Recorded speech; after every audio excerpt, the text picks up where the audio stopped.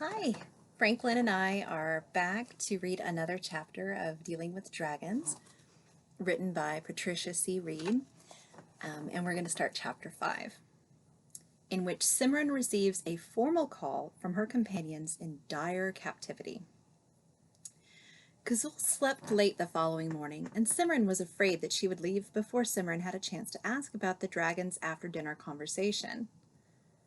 To her relief, Kazul called her in as soon as she was thoroughly awake and asked Simran to bring in the brushes for cleaning her scales. "What was the crystal your friend mentioned last night?" Simran asked as she laid out the brushes. "The one she thought King Tokaz could use somehow to find out what the wizards are doing?" "The king's crystal?" Kazul said. "It's one of the magical objects that belongs to the king of the dragons." "But what does it do?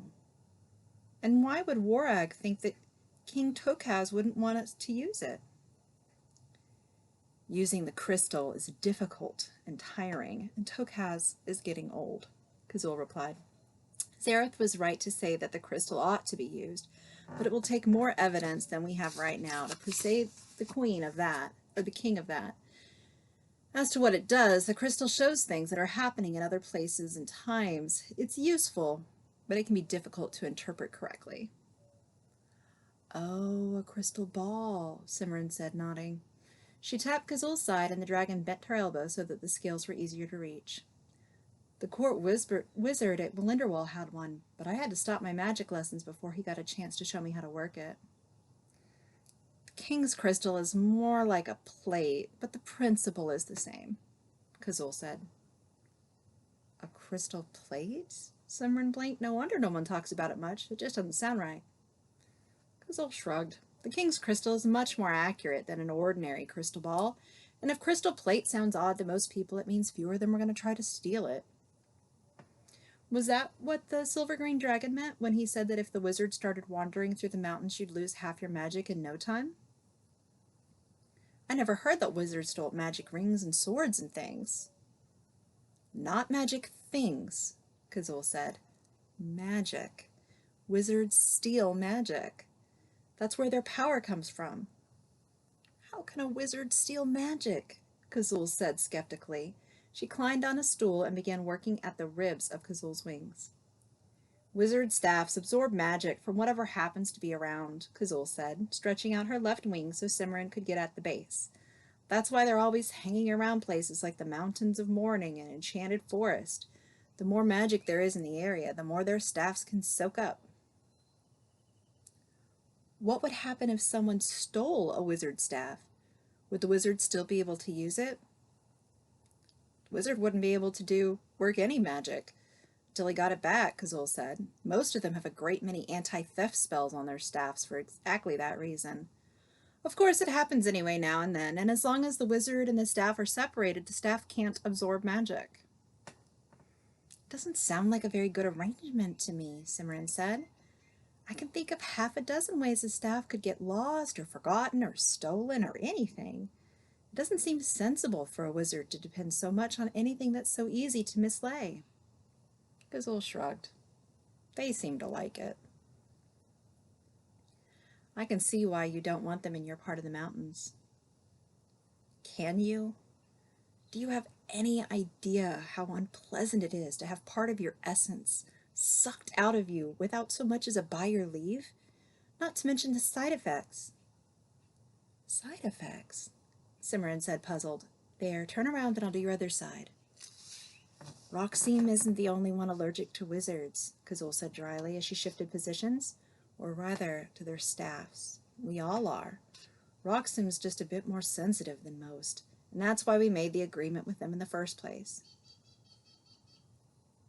"The dragons have an agreement with wizards?" Kazul nodded. "To be precise, the king of the dragons has an agreement with the head of Society of Wizards. The wizards stay out of our portion of the Mountains of Mourning, and we allow them partial access to the Caves of Fire and Night. At least, that's the way it's supposed to work. King Tokaz is getting old and forgetful, and lately wizards have been turning up in all sorts of places they weren't supposed to be." "Like that wizard Zeminar I met on the path," Simran said. Do you think he really was the same Ziminar that's head of Society of Wizards? I doubt that anyone, even another wizard, would dare impersonate him, Gazul said. He's got a nasty reputation. Simran remembered the hard black eyes and sharp features of the wizard she had met. He had certainly looked nasty enough, even when he was pretending to be nice. He was sneaky, too, where he wouldn't have thought to trick her, and he would have been very annoyed when Simran got off that ledge without his help. Simran frowned. I wonder what he wanted really, she mused. Do you suppose he'll stop by the way he said he would? I almost wish he'd try, Gazul said. There was an angry glint in her eye, and her claws made a scratching sound against the stone floor of the cave as she flexed them. Don't wiggle, Simran said. If Zimmerman is as tricky as everyone says, he won't come while you're here. He'll wait until you've gone somewhere and I'm alone. True. Gazul frowned. Then she looked at Simran, and her eyes took on a speculative gleam.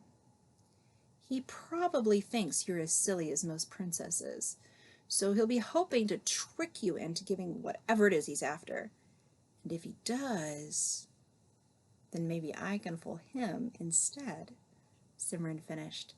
And once we know what he's after, we can decide what to do about it. Gazul and Simran discussed this idea while Simran finished brushing the dragon's scales.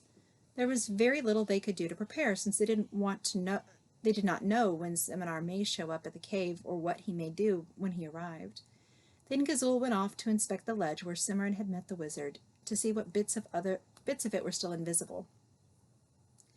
When Gazul had gone, Simran went into the library to hunt through all the books and scrolls of spells. The behavior of the dragons at dinner the previous evening had made a considerable impression on her, and she wanted to see whether she could find a spell to fireproof herself. Until then, she hadn't realized when a dragon lost his temper, he started breathing fire.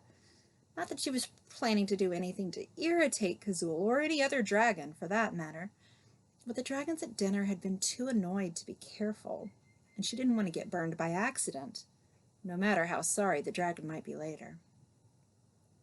At first, Simran didn't have much luck. She hadn't had time to do much organizing in the library, and most of the books and scrolls were lying in haphazard, dust-covered piles. Some had even fallen onto the floor, and there were spiders everywhere. Simran realized that if she wanted to find anything, she'd going to have to do some more cleaning first. With a sigh, she went to get a bucket of water, some cloths for washing and dusting, and a handkerchief to tie over her hair. She worked for several hours, dusting books and manuscripts, wiping off the dirty bookshelves and putting the books back in neat rows when the shelves were dry. She found 2 books and 5 old scrolls that looked as if they might be interesting. Then she set on one of the tables to look at later.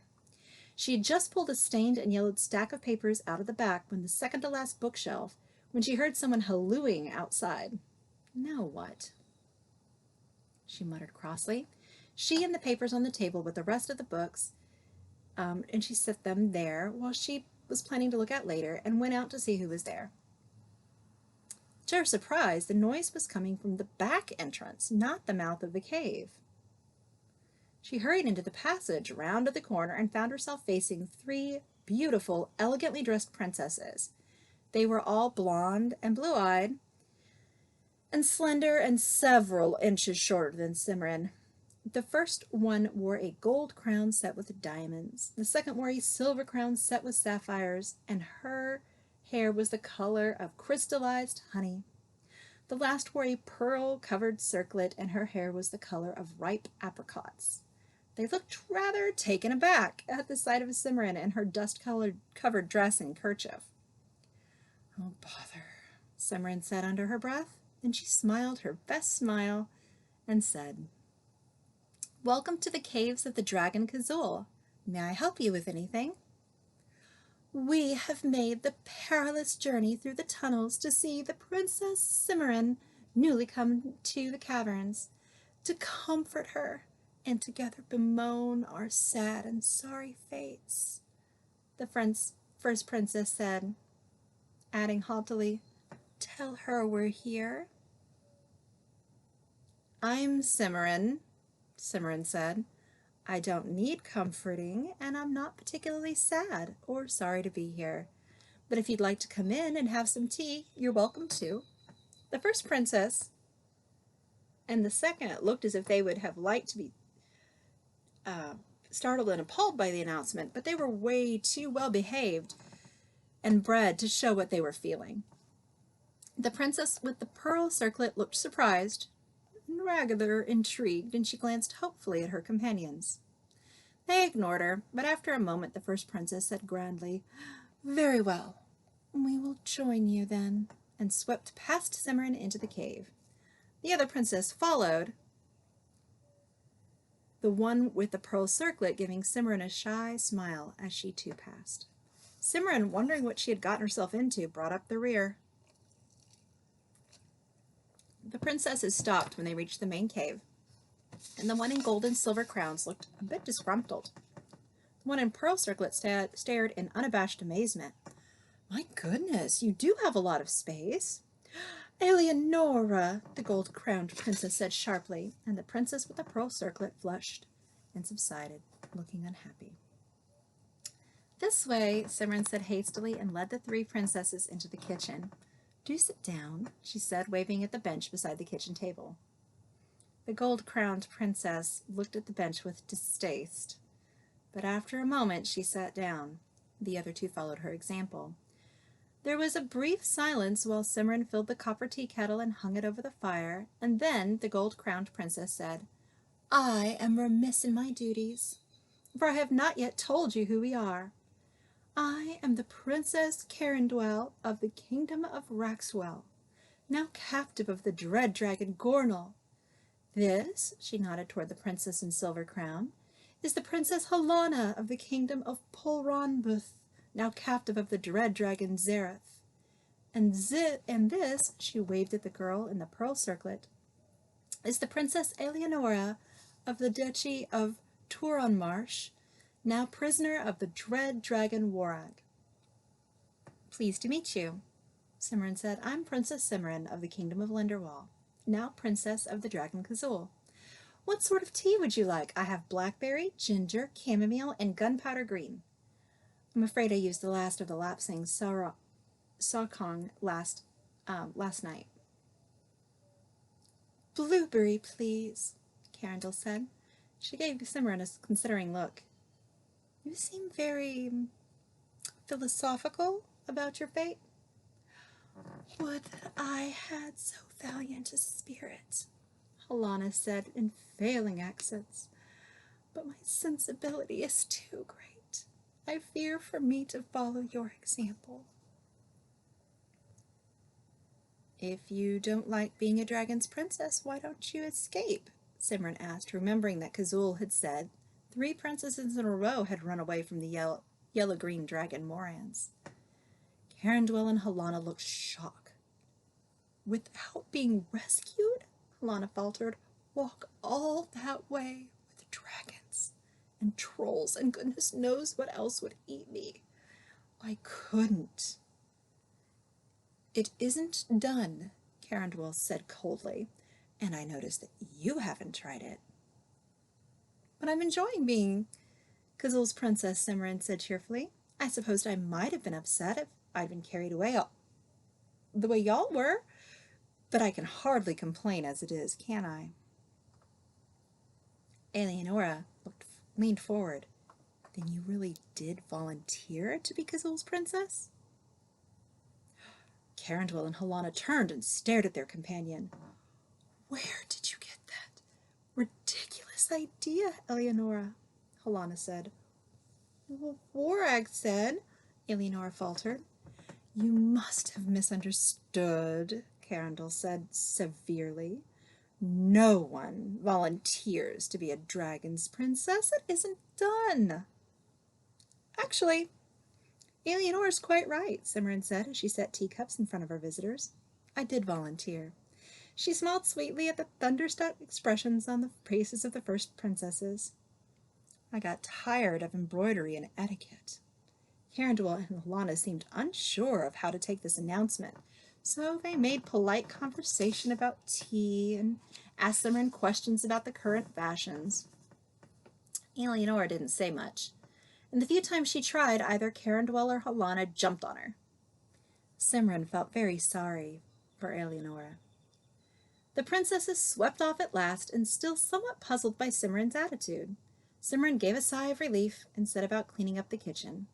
She was just rinsing the last of the cups when she heard someone hesitantly clearing her throat behind her. Simran turned and saw Eleonora standing timidly in the doorway. "Hello again," Simran said. "Did you forget something?" "Not exactly," Eleonora said. I told Carindwell I did, but actually, I just wanted to get away from them for a while. I hope you don't mind." "I don't mind at all, as long as you don't expect more hospitality," Simran assured her. "I have to get back to work in the library." "What are you doing?" Eleonora asked. She seemed really interested, so Simran explained about the fireproofing spell. "That sounds like a wonderful idea," Eleonora said, when Simran finished. "The dragons are careful around us, but it would be nice not to have to depend on them not to lose their tempers." She hesitated. "May I help?" "I don't think Azul would mind," Simran said. "But you'd better change clothes first. The library isn't very clean, I'm afraid." Eleanor looked down at her silk gown, which was embroidered heavily with silver and pearls, and giggled. Simran took her into the bedroom and found a plain, serviceable cleaning dress in the magic wardrobe. It took 2 tries before the wardrobe figured out that she wanted a dress for someone else, but once it caught on, it provided a splendid selection in Eleanor's size. Then they went to the library and got to work. Cleaning was much more enjoyable with Eleanor for company. By the time they finished dusting and straightening the last bookcases, the 2 girls were fast friends, and Eleanor was comfortable enough to ask Simran straight out how it was that she had come to volunteer for a dragon. "It's a long story," Simran said, but Eleanor insisted on hearing it. So Simran told her, and then asked how Eleonora had happened to be carried off by Wrede. To her surprise, Eleonora flushed. "It was the only thing they left that they could think of," she said, not very clearly. "My family, I mean." "I don't understand," Simran said. "It's because I'm not a very satisfactory princess," Eleonora said. "I tried. I really did. But it started when the wicked fairy came to my christening." "She put a curse on you?" "No, she ate cake and ice cream until she nearly burst, and danced with my Uncle Arthur until 2 in the morning and had a wonderful time. So she went home without cursing me." And Aunt Ermintrude said that's where the whole problem started. "Lots of princesses don't have christening curses," said Simran. "Not if a wicked fairy comes to the christening," Eleanor said positively. "And that was only the beginning. When I turned 16, Aunt Ermintrude sent me a gold spinning wheel for my birthday, and I sat down and spun. I didn't prick my finger or anything." Simran was beginning to see where this was going. "Well, if you didn't have a christening curse..." "So Aunt Ermintrude told Mama to put me and the spinning wheel in a room full of straw and have me spin it into gold. And I tried. But all I could manage was linen thread. And who'd ever heard of a princess who could spin straw into linen thread? It's a little unusual, certainly. Then they gave me a loaf of bread and told me to walk through the forest and give some to anyone who asked. I did exactly what they told me. And the second beggar woman was a fairy in disguise. But instead of saying that whenever I spoke, diamonds would and roses would drop from my mouth, she said that since I was so kind, I would never have any problems with my teeth." "Really? Did that work?" "Well, I haven't had a toothache since I met her." "I'd much rather have good teeth than have diamonds and roses drop out of my mouth whenever I said something. Think how uncomfortable it would be if you accidentally talked in your sleep. You'd wake up rolling around on thorns and rocks." "That never occurred to me," Eleanor said, much struck. "Was that everything?" Simran asked. "No." Aunt Ermintrude persuaded one of her fairy friends to give me a gown and a pair of glass slippers and go to a ball in the next kingdom over. and I broke one before I even got out of the castle." "That's not so surprising," Simran said. "Glass slippers are for deserving merchants' daughters, not for princesses. Try telling Aunt Gertrude that." Eleanor said, "I think she was the one who found out that Wrede was going to ravage a village just over the border and arranged for me to go and visit on the right day so I could be carried off. She didn't even warn me. I suppose she thought if I knew I'd mess it up again." "I don't think I would get along very well with your Aunt Gertrude," Simran commented thoughtfully. "Oh, it wasn't so bad at first," Eleanor said. "Wrede ignored me most of the time, especially after he found out that I can't cook. And it was a real relief not to have Aunt Gertrude all around anymore. Only then Cornel brought Carendwell and Zareth brought Helena, and they've been making your life miserable ever since." Simran finished. "Why don't you stand up to them?" "I tried, but you don't know what they're like," Eleanor said, sighing. "Carendwell goes on and on about correct behavior, and Helena dissolves into tears as it looks like she's losing an argument. And they've both had dozens of knights and princesses try to rescue them. I've only had 2. "How do you do it?" Simran asked. "I've had 9 already, and they're a dreadful nuisance." Eleanor stared at Simran and began to giggle. "What's so funny?" Simran demanded. "Carendwell bragged for a week because 2 knights and a prince tried to rescue her the first month she was here," Eleanor explained between giggles. "She said it was some sort of a record." "You've barely been with Kazul for 4 weeks. You've had 9, and you wouldn't even mention it when Carendwell was here. She's going to be furious when she finds out. If she wants them, she can have them," Simran said. Her expression grew thoughtful. "Maybe they'd be easier to get rid of if I sent them along to another princess, instead of just trying to get them to go home." "Oh," said Eleanor, and went off into gales of laughter again. Simran gave her a questioning look. "It's the idea of Carendwell being, oh my, rescued by a second-hand knight?" Eleanor gasped. "Oh dear." Simran's eyes began to dance. "I could take a good look at them first, to make sure they're worthy of her before I sent them on," she suggested.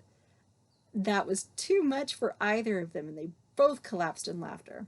You wouldn't really, would you?" Eleanor said when she began to recover.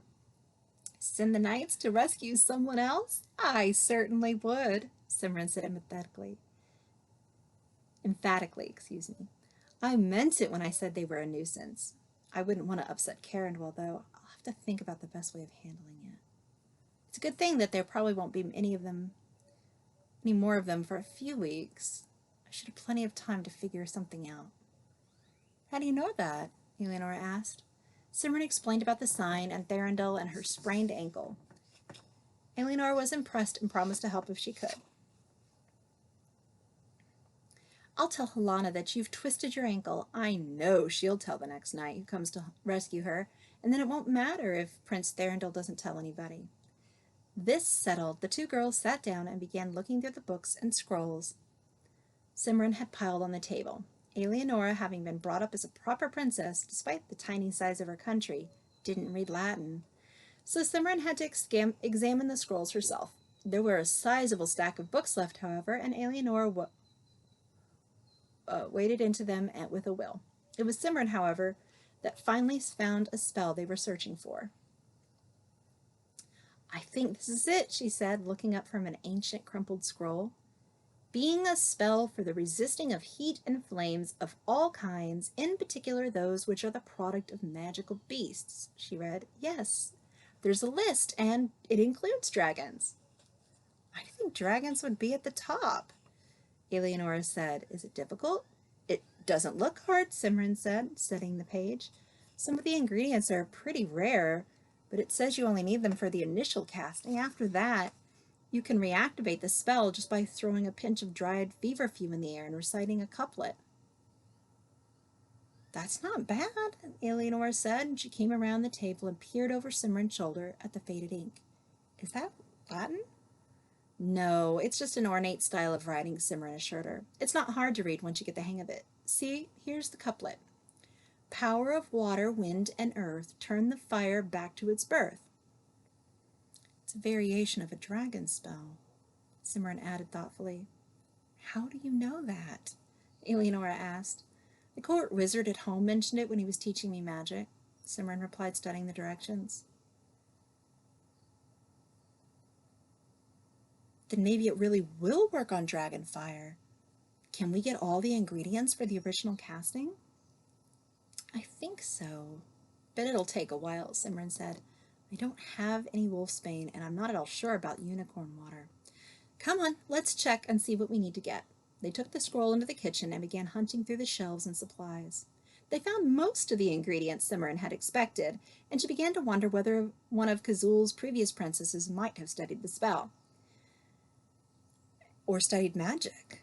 They did not, however, find any wolfsbane or unicorn water, nor were they able to locate any white eagle feathers. Eleanor discovered a very cobwebby jar labeled powder hen's teeth, but it was quite empty. Simran made a list of the ingredients they still needed while Eleanor changed back into her pearl-embroidered dress. Eleanor took a copy of the list and went back to her quarters, much excited to see whether she happened to have anything useful in the dusty, disused corner of her dragon's kitchen. Simran doubted that she would find anything, but there was no harm in letting her look. As soon as Eleanor left, Simran tidied up the kitchen and put all but 2 of the books back on the shelves in the library. One was the scroll of spells in which she had found the fireproofing spell because she wanted to take a more careful look at some of the other charms and enchantments it described. The other book was a fat volume bound in worn leather with the words Historia Dracorum in cracked and flaking gold leaf on the cover. Simran had decided it was time she really got to work on her Latin. Thanks for joining me for Chapter 5. Y'all stay healthy and well. Take care of yourselves and each other. And don't forget, wash your hands. See you next time.